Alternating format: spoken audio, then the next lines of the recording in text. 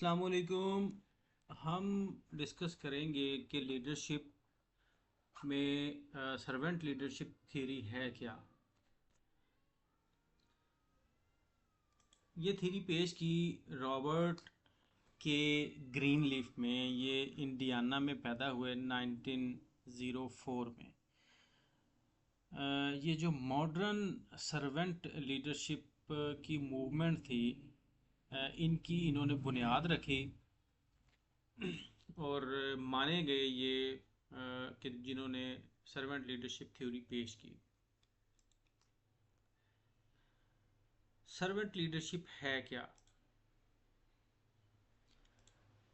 As a servant leader you are servant first. एक servant leader होने के नाते पे आप सबसे पहले खुद एक सर्वेंट होते हैं। You focused on the needs two of other, specially team members, before you consider your on. इसका मतलब यह है कि आप अपनी ज़रूरियात पर तवज्जो देने से पहले दूसरों की ज़रूरियात, ख़ास तौर पर जो आपके फॉलोअर्स हैं किसी ऑर्गेनाइजेशन में, किसी इंस्टीट्यूशन में, आपकी जो टीम है उसकी ज़रूरियात हैं क्या, उनको क्या रिसोर्सेज चाहिए, क्या उनको फिनंशियल सपोर्ट अगर चाहिए तो वो किस तरह से करनी है, क्या ऑर्गेनाइजेशन के अंदर उनको जिस इंफ्रास्ट्रक्चर की ज़रूरत है क्या वो मौजूद है, क्या जॉब सिक्योरिटी है उनके पास, क्या आपने प्रॉपर उनको अप्रिशिएट किया है, क्या आपने प्रॉपर सपोर्ट किया है, वहाँ पे जो वर्क इन्वायरमेंट है वो किस तरह का है। तो एक लीडर के तौर पे आपने उन सब की ज़रूरतों का पहले ख्याल रखना है, उसके बाद आपने अपने लिए सोचना है। यानी पहले आप फिर हम। ये एग्जांपल देखिए, if you are a professor at university of education and notice that one of your student is struggling with a research project, what will you do? आप क्या करेंगे? एक प्रोफेसर, अपने आप को एक प्रोफेसर कंसिडर कीजिए और देन बताइए कि आप क्या करेंगे अगर आप अपने आप को एक सर्वेंट लीडर कहते हैं। अगर आपका स्टूडेंट है और उसको रिसर्च में मुश्किल पेश आ रही है तो आप उसको डायरेक्शन दे सकते हैं रिसर्च मेथडोलॉजी के ऊपर। आप अगर वो किसी टॉपिक को लेके परेशान है तो आप उसका जो टॉपिक है उसकी क्लैरिफिकेशन कर सकते हैं। या फिर ये कि आप उसे रेलिवेंट बुक्स जो है वो शेयर करेंगे, उसके साथ रेलिवेंट आर्टिकल्स शेयर करेंगे, रिसर्च डेटाबेस जो है वो फर्दर उसकी रीडिंग के लिए उसको सजेस्ट करेंगे। इसी तरह से अगर स्टूडेंट रिसर्च प्रोजेक्ट कर रहा है तो आप उसको फैसिलिटेट करेंगे कि किस तरह से वो उस प्रोजेक्ट को ब्रेक डाउन कर ले, ताकि जो ये सारा प्रोजेक्ट है वो मैनेजेबल हो जाए और डेडलाइन ख़त्म होने से पहले पहले वो उसको सबमिट कर सके। इसी तरह से आप ये देखेंगे कि उसको कैसे मशवरा देना है कि वो अपने क्लासमेट्स के साथ काम कर ले ताकि उसको ग्रुप स्टडी की सपोर्ट मिल जाए। फिर आफ्टर ऑफिस आवर्स भी आप उसके लिए अवेलेबल हो सकते हैं ताकि उसको थोड़ी सी एडिशनल कंसल्टेशन मिल जाए। आप पॉजिटिव री इन्फोर्समेंट कर सकते हैं ताकि किस तरह से उसको मोटिवेट किया जाए और जो है वो उसको करेज किया जाए।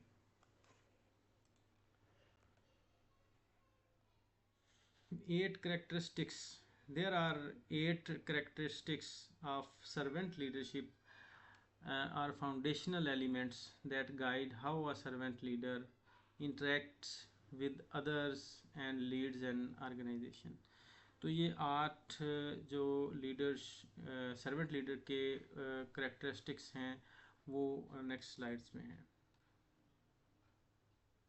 पहला है लिसनिंग। अ सर्वेंट लीडर प्रायोरिटी देता है लिसनिंग को, कि दूसरों को कैसे सुनना है, उनकी नीड्स को कैसे अंडरस्टैंड करना है।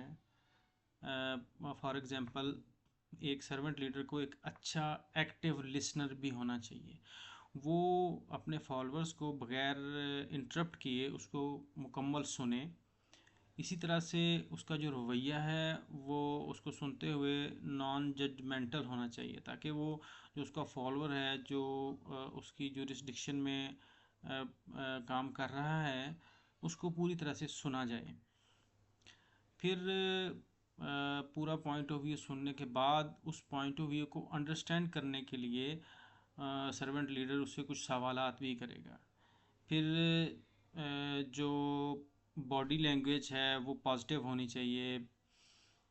इसी तरह से एक सर्वेंट लीडरशिप में इतना सब्र होना चाहिए कि वो बग़ैर इंटरप्ट किए वो उसको सुनता रहे। ओपन माइंडेड होना चाहिए। और इवन ये कि ये जो फॉलोअर्स आपके साथ शेयर करेंगे चीज़ें, इनमें बहुत सारे आइडियाज़ छुपे होते हैं, क्योंकि वो एंड यूज़र होते हैं। इसी तरह से आपको वो काम के बारे में, टास्क के बारे में, how to achieve the targets, उसके बारे में आपको बड़ा इम्पोर्टेंट फीडबैक दे सकते हैं। दूसरा पॉइंट है एम्पथी। अगर आप विदाउट जजमेंट उनको सुनते हैं तो आप उनके जो इमोशंस हैं वो आप तक पहुंचते हैं। आप वो एक इंग्लिश का है ना, कहते हैं कि put your self in others shoes.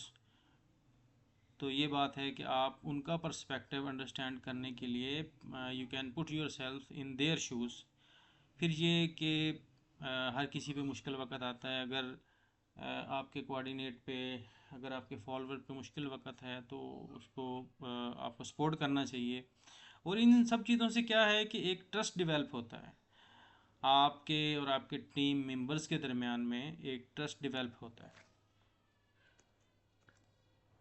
Healing Healing refers to the servant leader's ability to foster emotional and spiritual well-being in others. This might involve helping team members recover from setbacks, conflicts, and personal challenges. आप उनके जो emotional expressions हैं, आप उनको सुनने के लिए खसूसी टाइम निकालिए, उनको इमोशनल सपोर्ट कीजिए, उनके जो पर्सनल इश्यूज़ हैं उनको भी सुनिए और उनके साथ डील कीजिए, उनकी हेल्प कीजिए। फिर अगर if they are facing some conflicts तो आप उनकी हेल्प करें कि आपने उसको कैसे रिजॉल्व करना है, और कैसे आफ्टर रिजॉल्वेशन ऑफ कॉन्फ्लिक्ट्स उनको आपने अपनी टीम के अंदर विद फुल पोटेंशियल कैसे रिस्टोर करना है। फिर ये कि अगर आप ये सारी चीज़ों पे उनकी केयर करेंगे ना, तो अल्टीमेटली आप उनकी जो मेंटल हेल्थ है उसकी केयर कर रहे हैं, और आपको अवेयरनेस भी हो रही है। तो servant leader can create a culture to understanding each in or at the workplace.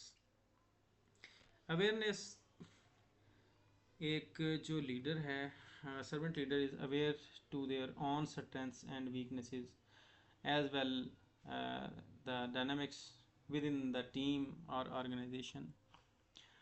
तो सबसे पहले तो सर्वेंट लीडर को अपनी जो उसकी स्ट्रेंथ है या जो उसकी अपनी उसमें खामियां हैं, उसकी वीकनेसेस हैं, उनके बारे में उसे पता होना चाहिए।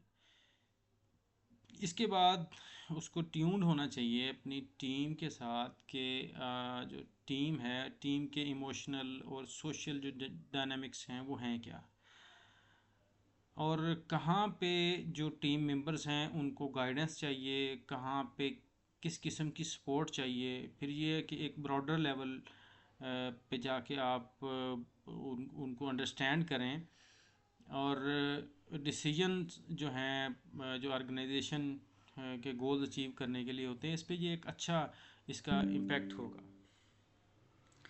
फिर ये कि persuasion, rather than relying on authority, a servant leader uses persuasion to influence others.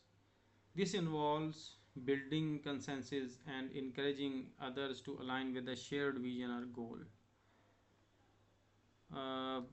आपकी जो इंगेजमेंट है वो एज सर्वेंट लीडर रिस्पेक्टफुल होनी चाहिए, आप में ये एबिलिटी होनी चाहिए कि आप कंसेंसस बिल्ड कर सकें, आपकी इंगेजमेंट ओपन होनी चाहिए।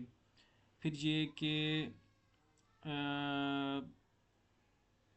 you can use logic and emotional appeal to inspire action rather than authority। इसी तरह से आप इनकरेज कीजिए जो आपके टीम मेंबर्स हैं उनकी पार्टिसिपेशन में, और जो शेयर्ड गोल्स हैं उनके ऊपर अगर वो कोई आर्गूमेंट करते हैं तो उनको आप सुनिए। इसी तरह से जो है अगर वो उनको लगता है कि शेयर्ड विजन या गोल को लेके उनके कुछ जो डिसीजंस हैं उनमें उनकी राय है तो आप उनको भी मुकदम जानिए। Conceptualisation involves the ability to think beyond day-to-day realities and consider the bigger picture।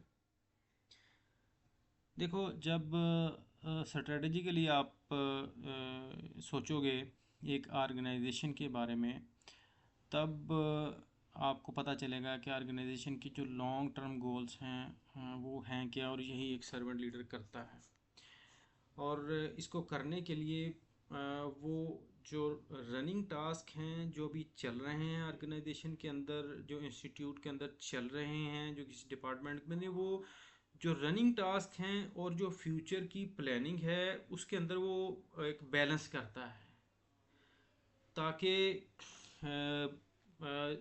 जो प्रॉब्लम सॉल्विंग का प्रोसीजर है और जो इनोवेशन को किस तरह से इनकरेज करना है, ये सारी चीज़ें फिट बैठ सकें। क्योंकि ये सारा कुछ होगा तभी आप हेल्प कर सकेंगे अपनी टीम को कि जो आखिरी लाइन है ना, कंसिडर द बिगर पिक्चर, कि जो आप बिगर पिक्चर देख रहे हैं, you can help the team to see how their work fits into a bigger picture. Foresight is the ability to anticipate potential outcomes and consequences of decisions. A servant leader uses past experiences, current knowledge, and intuition to predict future trends and challenges। आपने माजी के अंदर जो experience किया है, अगर आप उसको एनालाइज करेंगे तो आप फ्यूचर में अच्छे फैसले कर सकेंगे। आपको पता चलेगा कि पोटेंशियल रिस्क हैं वो क्या हैं, जो चैलेंजेस पहले थे वो कौन से थे, और अगर वो दोबारा चैलेंज आते हैं तो उनको कैसे फेस करना है। तो इन सारी चीज़ों को लेके आपके माइंड के अंदर एक लॉन्ग टर्म पर्सपेक्टिव होगा अपने डिसीजंस का। इंट्यूशन मतलब कि आप का जो करंट नॉलेज है उसको लेके आप कैसे आने वाले वक्त में जो ट्रेंड्स हैं उनकी कैसे आप फोरकास्ट करते हैं। तो आप इन सब चीज़ों को लेके एज सर्वेंट लीडर आप अपनी टीम को प्रिपेयर करते हैं that for future challenges and opportunities as well. Stewardship is the responsibility to manage resources, including people, finances, and the environment ethically and sustainably।